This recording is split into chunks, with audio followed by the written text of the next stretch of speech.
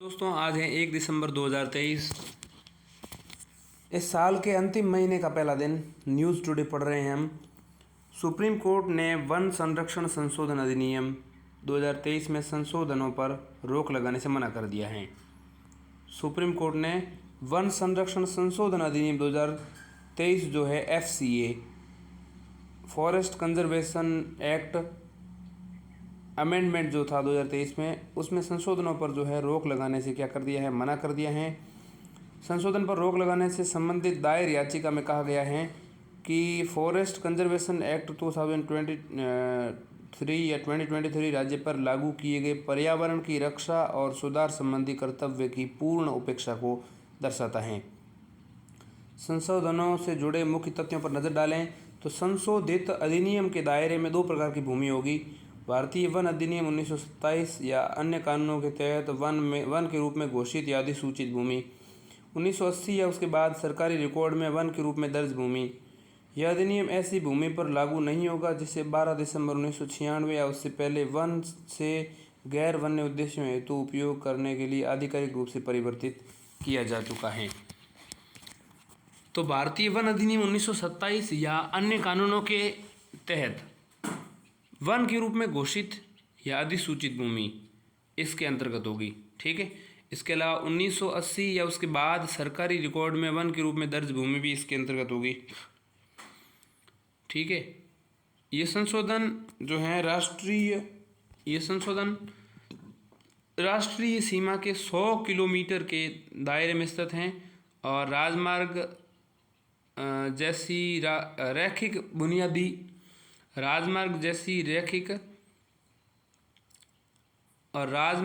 रैखिक बुनियादी ढांचा परियोजनाओं को वन मंजूरी लेने से छूट प्रदान करते हैं। संशोधित अधिनियम वन भूमि पर चिड़ियाघर और इको पर्यटन सुविधाओं के परिचालन जैसी गैर वन गतिविधियों की अनुमति देता है। संशोधन से जुड़ी चिंताएं।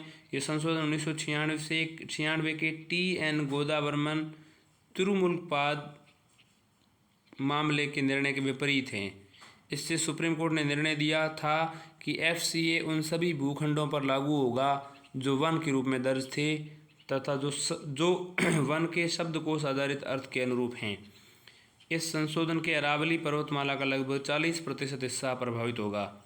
सीमावर्ती क्षेत्रों के नज़दीकी भूमि को छोड़ देने से पूर्वोत्तर के राज्यों में वन क्षेत्र और वन्य जीवन पर प्रतिकूल प्रभाव पड़ सकता है। ज्ञातव्य है कि FCA 2023 1 दिसंबर से लागू हो रहा है। FCA मतलब फॉरेस्ट कंजर्वेशन एक्ट। हमारी दूसरी खबर की बात करें तो आज की दूसरी खबर है, श्रीलंका ने ऋणदाता देशों के साथ ऋण पुनर्संरचना पर सहमति व्यक्त की है। डेब्ट रीस्ट्रक्चरिंग आधिकारिक ऋणदाता समिति ऑफिशियल क्रेडिट कमेटी OCC और श्रीलंका ने ऋण पुनर्संरचना के मुख्य मापदंडों पर सहमति प्रकट की है। ये ऋण पुनर्संरचना श्रीलंका और अंतर्राष्ट्रीय मुद्रा कोष IMF के बीच एक्सटेंडेड फंड फैसिलिटी यानी कि EFF व्यवस्था के मानदंडों के अनुरूप हैं। इससे पहले मार्च 2023 में IMF ने श्रीलंका के लिए $2.9 बिलियन अमेरिकी डॉलर के बेल आउट पैकेज को मंजूरी दी थी। इसके तुरंत बाद IMF ने पैकेज के तहत भुगतान की पहली किस्त जारी की थी। बेल आउट की दूसरी किस्त प्राप्त करने के लिए श्रीलंका को अपने द्विपक्षीय ऋणदाताओं से वित्तीय आश्वासन की आवश्यकता थी। इसके बाद प्रमुख ऋणदाताओं ने OCC का गठन किया था। श्रीलंका के सबसे बड़े द्विपक्षीय ऋणदाता चीन ने OCC से बाहर रहने का निर्णय लिया। हालांकि एक पर्यवेक्षक के रूप में चीन ने इसकी बैठकों में भाग लिया। EFF समर्थित ऋण कार्यक्रम के निम्नलिखित उद्देश्य हैं: आर्थिक संकट झेल रहे देश में व्यापक आर्थिक स्थिरता और ऋण स्थिरता को बहाल करना, वित्तीय स्थिरता सुनिश्चित करना, श्रीलंका की विकास क्षमता में वृद्धि के लिए संरचनात्मक सुधारों को आगे बढ़ाना, श्रीलंका की मदद से भारत द्वारा की गई अन्य पहलें। अब हम श्रीलंका की मदद के लिए भारत द्वारा जो पहलें शुरू की गई हैं उन पर एक नज़र डालेंगे। भारत ने श्रीलंका की खाद्य और वित्तीय सहायता के रूप में लगभग $4 बिलियन अमेरिकी डॉलर की आर्थिक मदद की है। इस सहायता में करेंसी स्वैप और क्रेडिट लाइन्स सुविधाएं प्रदान करना भी शामिल हैं। भारत श्रीलंका के वित्त पोषण और ऋण पुनर्संरचना के लिए इंटरनेशनल मॉनिटरिंग फंड IMF को अपना समर्थन पत्र सौंपने वाला पहला देश था। भारत ने श्रीलंका को ईंधन, खाद्य और उर्वरक जैसी आवश्यक वस्तुओं की भी व्यापक आपूर्ति की है। OCC में पेरिस क्लब के ऋणदाताओं के अलावा भारत और हंगरी भी शामिल हैं।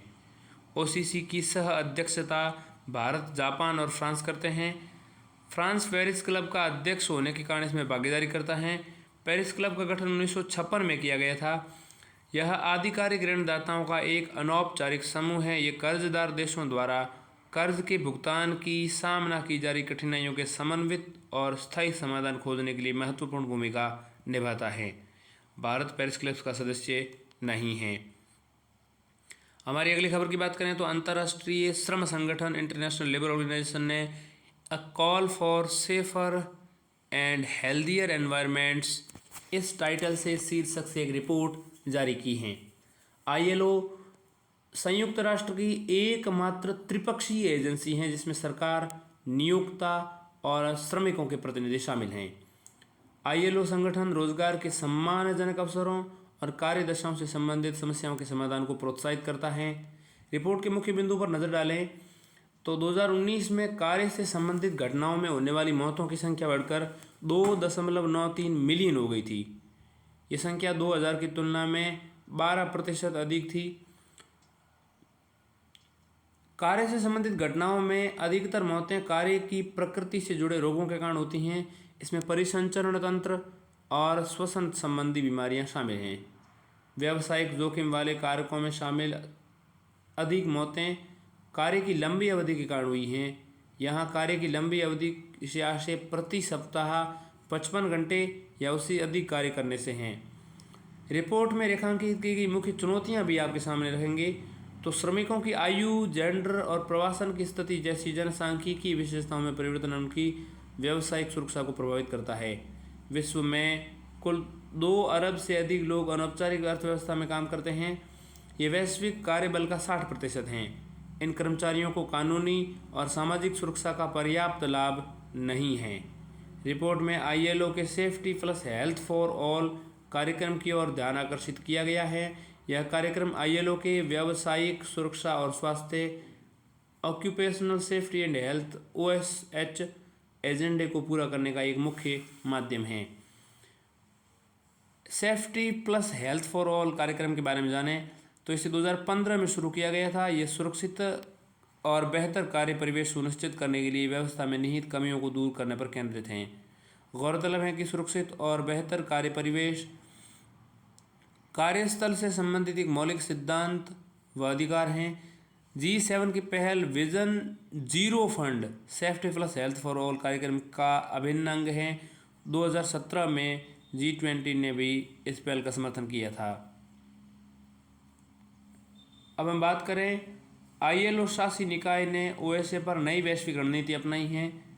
इस रणनीति में दुनिया भर में सुरक्षित और बेहतर कार्य परिवेश के मौलिक अधिकार को बढ़ावा देने व उसे लागू करने का उल्लेख किया गया है। इसमें निम्नलिखित 3 स्तंभों का उल्लेख किया गया है। राष्ट्रीय OSH यानी कि ऑक्यूपेशनल सेफ्टी एंड हेल्थ यानी कि व्यावसायिक सुरक्षा और स्वास्थ्य, व्यावसायिक सुरक्षा और स्वास्थ्य, राष्ट्रीय व्यावसायिक सुरक्षा और स्वास्थ्य फ्रेमवर्क में सुधार करना, OSH फ्रेमवर्क में सुधार करना। इसके अलावा OSH को राष्ट्रीय नीतियों में शामिल करना। OSH यानी कि ऑक्यूपेशनल सेफ्टी एंड हेल्थ के लिए सरकार के विभिन्न अंगों, संगठनों, एजेंसियों में प्रयास करना। कार्यस्थल पर OSH यानी कि ऑक्यूपेशनल सेफ्टी एंड हेल्थ प्रबंधन प्रणालियों को बढ़ावा देना। आज की अगली खबर की ओर बढ़ते हैं। प्राइमस पार्टनर्स ने unlocking the web 3 potential report जारी की है। प्राइमस पार्टनर्स ने अनलॉकिंग द वेब 3 पोटेंशियल इस टाइटल से, इस शीर्षक से एक रिपोर्ट जारी की है। वेब 3 को इंटरनेट का भविष्य कहा जाता है। इसमें crypto currency, non fungible token, विकेंद्रीकृत स्वायत्त संगठन DAO आदि शामिल हैं। ये वेब का एक ऐसा संस्करण प्रदान करता है जहां यूजर्स के पास वित्तीय हिस्सेदारी और संबंधित वेब कम्युनिटीज़ पर अधिक नियंत्रण होता है। ये वेब का एक ऐसा संस्करण प्रदान करता है जहां यूजर्स के पास वित्तीय हिस्सेदारी और संबंधित वेब कम्युनिटीज पर अधिक नियंत्रण होता है। वेब एक को स्टैटिक वेब भी कहा जाता है। वेब एक ने सूचना तक आसान पहुंच को सक्षम बना किया है। वेब दो को आधार वेब प्रौद्योगिकी में हुई प्रगति में निहित है। वेब दो का आधार इन प्रौद्योगिकियों की सहायता से इंटरैक्टिव प्लेटफॉर्म जैसे फेसबुक आदि का विकास सफल हुआ है। रिपोर्ट के मुख्य बिंदु पर नजर डालें तो 2022 में वैश्विक वेब 3 डेवलपर पूल भारत में हिस्सेदारी 11% थी। भारत इस संबंध में विश्व में तीसरे स्थान पर रहा। ऐसा अनुमान है कि वेब 3 से जुड़े क्षेत्र में अगले दशक में भारत 2 मिलियन प्रत्यक्ष रोजगार पैदा होंगे। वेब 3 के उपयोग देखें तो विकेंद्रीकृत वित्त, परिसंपत्तियों का टोकनाइजेशन, डिजिटल पहचान और स्वामित्व, इसके अलावा मेटावर्स। तो विकेंद्रीकृत वित्त ये बिचौलियों के बिना वित्तीय सेवाओं तक खुली पहुंच प्रदान करता है। विकेंद्रीकृत वित्त। परिसंपत्तियों का टोकनाइजेशन या आंशिक स्वामित्व, तरलता आदि उपलब्ध कराते हुए भौतिक डिजिटल परिसंपत्तियों को डिजिटल टोकन में परिवर्तित कर देता है। डिजिटल पहचान और स्वामित्व, ये डिजिटल पहचान के स्वामित्व का रखरखाव सुनिश्चित करता है। और अगला है मेटावर्स। यह एक गहन व आपस में जुड़ा आभासी अनुभव प्रदान करता है।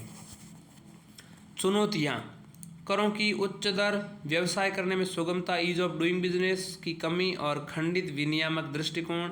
रिपोर्ट में की गई सिफारिशें देखें। स्टार्टअप इंडिया के तहत वेब 3 को एक अलग वर्टिकल घटक के रूप में मान्यता दी जानी चाहिए। वैश्विक स्तर पर समन्वित निगरानी और नियम लागू करने पर ध्यान दिया जाना चाहिए। प्राथमिक विनियामकों की पहचान की जानी चाहिए और लाइसेंसिंग एवं पंजीकरण आवश्यकताओं को परिभाषित किया जाना चाहिए। रेगुलेटरी सैंडबॉक्स की स्थापना की जानी चाहिए। ये थी आज की ये खबर। अब हम जानते हैं अगली खबर की ओर, तो वो है UNFCCC के COP 28 शिखर सम्मेलन में हानि और क्षति, लॉस एंड डैमेज L&D कोष के गठन को मंजूरी प्रदान की गई है। इस कोष के गठन की घोषणा सर्वप्रथम 2022 में शर्म अल शेख मिस्र में आयोजित COP 27 के दौरान की गई थी। जलवायु परिवर्तन के ऐसे जोखिमों से उत्पन्न होने वाले नकारात्मक परिणामों को हानि और क्षति L&D कहा जाता है, जिन्हें रोका नहीं जा सकता। इन जोखिमों में समुद्र के जलस्तर में वृद्धि, लंबे समय तक चलने वाली हीट वेव्स, प्रजातियों की विलुप्ति, फसलों की खराब उपज आदि शामिल हैं। L&D कोष का उद्देश्य देशों को मुआवजा देना है जो पहले से ही जलवायु परिवर्तन की समस्या का सामना कर रहे हैं। इसे विश्व बैंक में स्थापित किया जाएगा। हालांकि इसका प्रबंधन एक स्वतंत्र सचिवालय करेगा। संयुक्त अरब अमीरात, जर्मनी, यूनाइटेड किंगडम, जापान आदि सहित कई देशों ने इस कोष में धनराशि देने की बात कही है। L&D के मुआवजे में चुनौतियाँ: L&D गतिविधियों के वर्गीकरण के संबंध में देशों के बीच एक सहमत परिभाषा का अभाव है। गौरतलब है कि स्पष्ट परिभाषा की अनुपस्थिति में मानवतावादी सहायता के साथ L&D गतिविधियों को दोहराव हो सकता है। L&D यानी कि इसको हम क्या कहेंगे, लॉस एंड डैमेज पर व्यवस्थित रूप से सूचना एकत्र करने, रिपोर्ट करने के लिए डेटा की उपलब्धता तथा इससे जुड़ी प्रक्रियाएं काफ़ी निम्न स्तर की हैं। विशेष रूप से विकासशील देशों के पास वैज्ञानिक रूप से आदर्श L&D के लिए सीमित तकनीकी क्षमताएं है। L&D के लिए वारसा इंटरनेशनल मैकेनिज्म WIM वारसा इंटरनेशनल मैकेनिज्म क्या है? 2013 में वारसा पोलैंड में आयोजित COP कॉन्फ्रेंस ऑफ पार्टीज 19 के दौरान L&D यानी कि लॉस एंड डैमेज के लिए WIM यानी विम यानी कि वारसा इंटरनेशनल मैकेनिज्म की स्थापना की गई थी। 2013 में वारसा पोलैंड में आयोजित हुई COP 19 में। इसका उद्देश्य विकासशील देशों में जलवायु परिवर्तन से संबंधित L&D का समाधान करना था, यानी कि लॉस एंड डैमेज का समाधान करना था। विम के कार्य देखें, यानी कि वारसा इंटरनेशनल मैकेनिज्म के कार्य देखें तो व्यापक जोखिम प्रबंधन दृष्टिकोण से संबंध में ज्ञान और समझ को बढ़ाना, L&D के समाधान हेतु वित्त, प्रौद्योगिकी और क्षमता निर्माण के साथ साथ कार्रवाई तथा सहायता में वृद्धि करना। जलवायु परिवर्तन पर संयुक्त राष्ट्र framework convention UNFCCC, United Nations framework convention on climate change, UNFCCC 1992 में अपनाई गई एक बहुपक्षीय संधि है। यह कन्वेंशन जलवायु परिवर्तन से निपटने की दिशा में हुई प्रगति की माप करता है, साथ ही बहुपक्षीय प्रतिक्रियाओं पर चर्चा का आयोजन भी करता है। ये संधि 1994 में आयोजित की गई थी। वर्तमान में 198 देश इस कन्वेंशन के पक्षकार हैं। इस साल के COP28 की मेजबानी संयुक्त अरब अमीरात कर रहा है। अगली खबर की ओर बढ़ते हैं तो है केंद्र सरकार ने जोशीमठ उत्तराखंड के लिए रिकवरी एंड रिकंस्ट्रक्शन R&R योजना की मंजूरी दी है।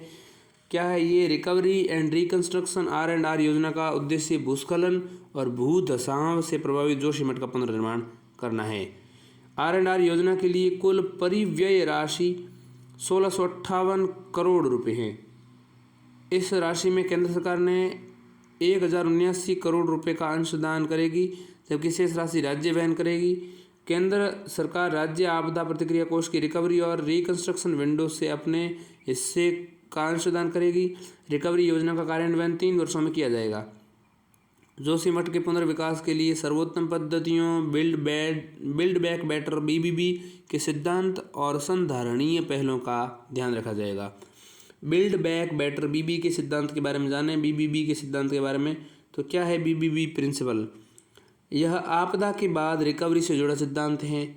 बिल्ड बैक बेटर इसका उद्देश्य भविष्य में विपदाओं से होने वाला नुकसान को कम करना है। इस तरह से पुनर्निर्माण पर बल देता है जो समुदायों को भविष्य में आपदा से निपटने में सक्षम बना सके।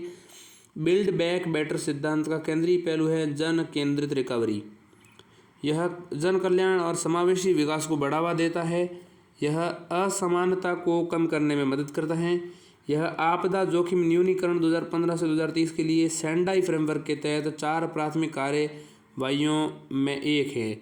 3 अन्य कार्यवाहियाँ निम्नलिखित हैं। आपदा जोखिम को समझना, आपदा जोखिम से संबंधित गवर्नेंस को मजबूत करना, लोचशीलता के विकास के लिए आपदा न्यूनीकरण में निवेश करना। जोशीमठ भूधसाव आपदा के बारे में जोशीमठ उत्तराखंड के चमोली जिले में स्थित एक पहाड़ी कस्बा है। यह उच्च जोखिम वाले भूकंपीय जोन 5 में स्थित हैं। यह प्राचीन भूस्खलन क्षेत्र पर अवस्थित है। जोशीमठ पर केंद्र सरकार के संस्थानों की 9 तकनीकी रिपोर्ट्स ने भूधसाव के लिए निम्नलिखित कारकों को जिम्मेदार ठहराया है। जोशीमठ का हिमोड़ निक्षेपों या ढीली तलछटी चट्टानों के ऊपर ढलान के क्षेत्र में स्थित होना। दूसरा, जनसंख्या का अधिक दबाव, बहुमंजिला इमारतों का निर्माण, ऊपरी इलाकों से आने वाले जल को उचित निकाय की व्यवस्था का अभाव, ये सब कारण हैं। अब हम सुर्खियों की ओर बढ़ जाते हैं। भारत में सर्पदंश स्नेक बाइट से मौतें। अवॉइडेबल डेप्थ नेटवर्क ADN के विशेषज्ञों ने सर्पदंश के लिए जीवन रक्षक समाधान खोजने तो ओडिशा के एक गांव में एक केंद्र स्थापित किया है। ADN यानी कि अवॉइडेबल डेप्थ नेटवर्क एक ऐसा नेटवर्क है जिसके विश्व भर में सदस्य हैं। यह प्राकृतिक विपदाओं से लोगों की मृत्यु को रोकने के प्रति समर्पित है।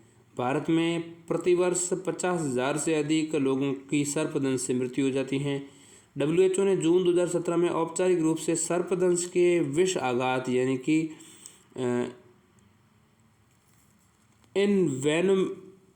एनवेनोमिंग को सर्वोच्च प्राथमिकता वाले उपेक्षित उष्णकटिबंधीय रोग के रूप में सूचीबद्ध किया था। भारत ने 2015 में WHO की सर्पदंश विष आघात रोकथाम और नियंत्रण रणनीति की पुष्टि की थी।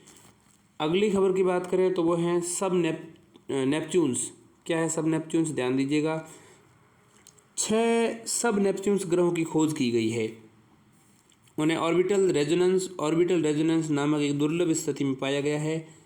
ऑर्बिटल रेजोनेंस तब घटित होता है जब परिक्रमा करने वाले पिंडों की कक्षीय अवधि एक निश्चित अनुपात जैसे 2:3 में पूरी होती है। उदाहरण के लिए एक ग्रह जब तक अपने तारे की 2 बार परिक्रमा करता है तब तक दूसरा ग्रह उसी तारे की 3 बार परिक्रमा करता है।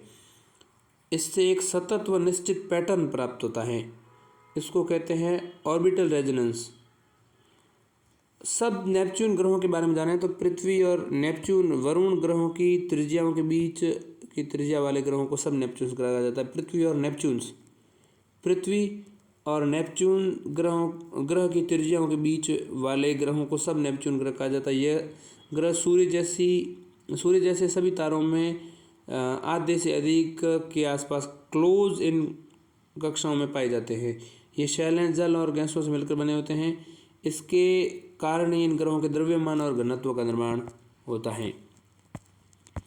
हमारी अगली न्यूज़ की ओर बढ़ें तो अगली न्यूज़ है एक नवजात तारे की सर्कमस्टेलर डिस्क। क्या है, ध्यान दीजिएगा।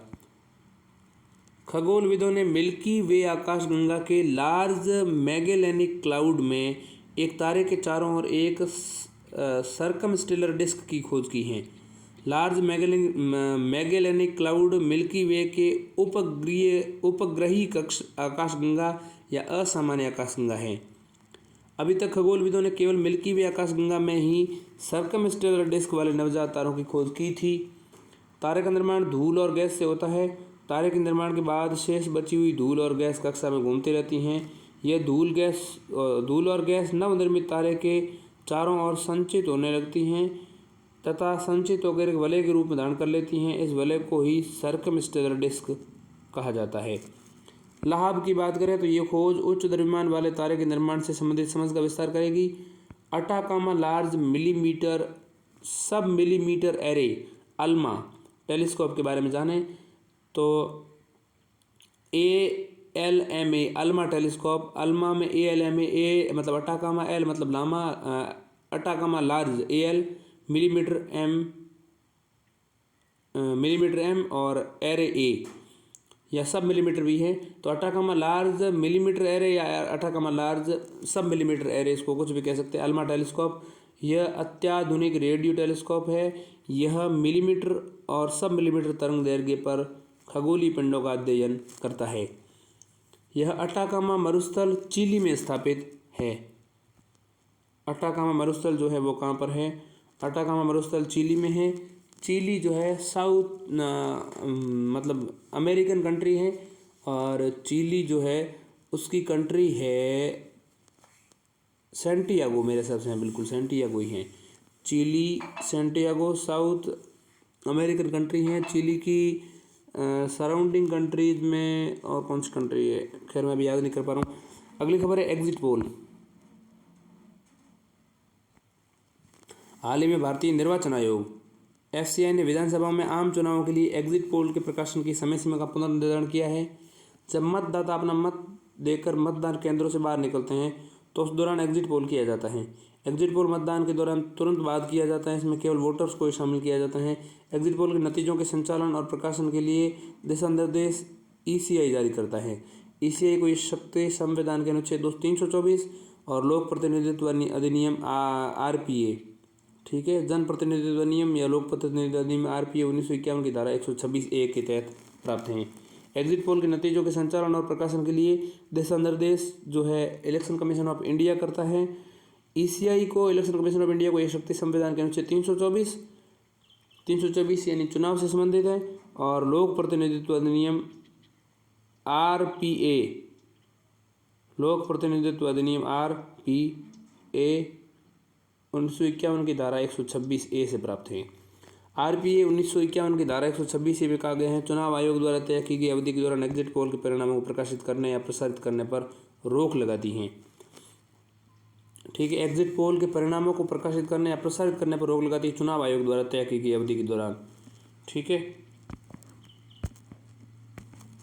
अगली खबर है महासागर। ध्यान दीजिएगा। Maritime heads for active security and growth for all in the region. Maritime heads for active security and growth for all in the region. महासागर वस्तुतः भारतीय नौसेना की एक आउटरीच पहल है। ये सभी के लिए सक्रिय सुरक्षा और विकास हेतु क्षेत्र के समुद्री प्रमुखों के बीच उच्च स्तरीय वर्चुअल वार्ता है। इसमें हिंद महासागर क्षेत्र के तटीय देश Bangladesh, Comoros, Kenya, Madagascar, Maldives, Mauritius, Mozambique, Seychelles, Sri Lanka, Tanzania के प्रतिनिधियों ने भाग लिया। ठीक है, तो Bangladesh, Comoros, Kenya, Madagascar, Maldives, Mauritius, Mozambique, Seychelles, Sri Lanka, Tanzania के प्रतिनिधियों ने भाग लिया।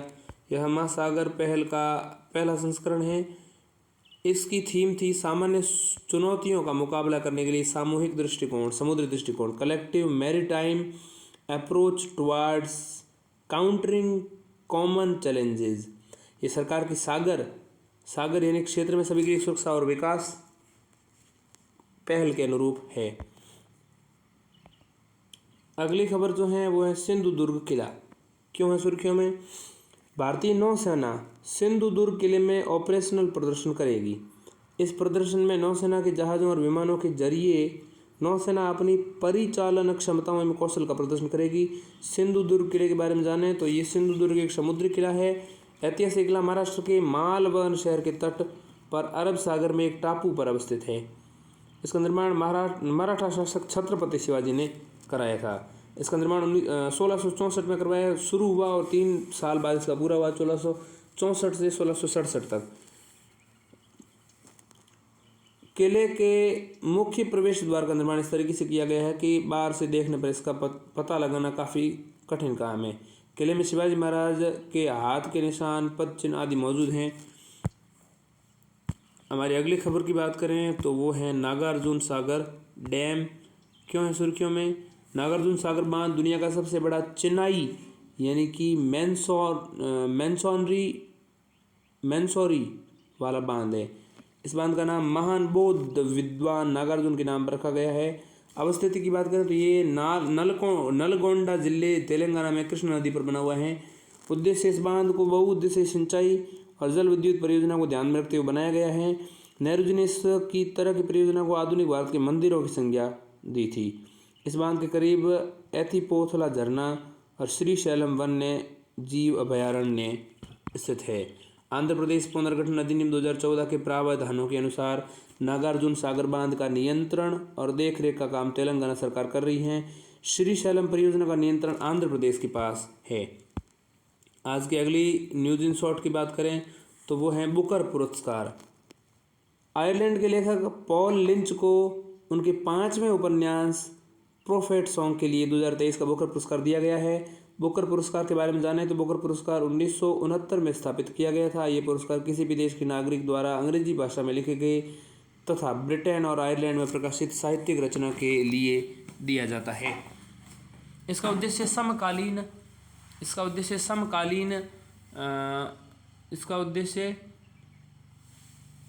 उद्देश्य समकालीन उपन्यास का अध्ययन करना और उन पर परिचर्चा को प्रोत्साहित करना है। बुकर पुरस्कार से सम्मानित भारतीय मूल के लेखिकाएं हैं V.S. नॉयपॉल 1971, सलमान रश्दी 1981, अरुंधति रॉय 1997, किरण देसाई 2006, अरविंद अडिगा 2008। तो यह बुकर पुरस्कार केवल अंग्रेजी माध्यम में लिखे गए उपन्यास को दिया जाता है। अंतर्राष्ट्रीय बुकर पुरस्कार अंग्रेजी में अनुवाद की गई पुस्तकों के लिए दिया जाता है। यह अंतर्राष्ट्रीय बुकर पुरस्कार नहीं है। अंतर्राष्ट्रीय बुकर पुरस्कार अंग्रेजी में अनुवाद की गई पुस्तकों के लिए दिया जाता है। सुर्खियों में रहे व्यक्तित्व हेनरी किसिंजर क्यों है सुर्खियों में हेनरी किसिंजर। इनकी जन्म 1923 में और मृत्यु 2023 में यानी पूरे 100 वर्ष के बाद इनकी मृत्यु हो गई है 100 वर्ष की आयु में। शीतकाल युद्ध के दौरान अमेरिकी राजनयिक हेनरी किसिंजर का 100 वर्ष की आयु में निधन हो गया है। योगदान की बात करें उन्होंने वियतनाम युद्ध से अमेरिका के बाहर निकलने के लिए शांति वार्ता आयोजित करने पर महत्वपूर्ण योगदान दिया था। इसके लिए उन्हें नोबेल शांति पुरस्कार दिया गया था। वह सोवियत नेताओं के साथ दितांत तनाव शैथिल्य वार्ता में शामिल थे। हेनरी ने चीन के साथ पूर्ण कूटनीतिक संबंध स्थापित करने हेतु अमेरिका के लिए आधार तैयार करने में महत्वपूर्ण भूमिका निभाई थी। हेनरी किसिंजर भारत में हेनरी किसिंजर को बांग्लादेश मुक्ति संग्राम 1971 के दौरान पाकिस्तान का समर्थन करने के लिए उनकी भूमिका के रूप में जाना जाता है। रचित पुस्तकों में वर्ल्ड ऑर्डर 2014 और चाइना 2011। व्यक्तित्व मूल्य राजनयिक कौशल और रियल पॉलिटिक व्यवहार राजनीति के समर्थक थे। हेनरी किसिंजर 1923 में जन्मे थे, 2023 में डेथ हो गई हैं। धन्यवाद।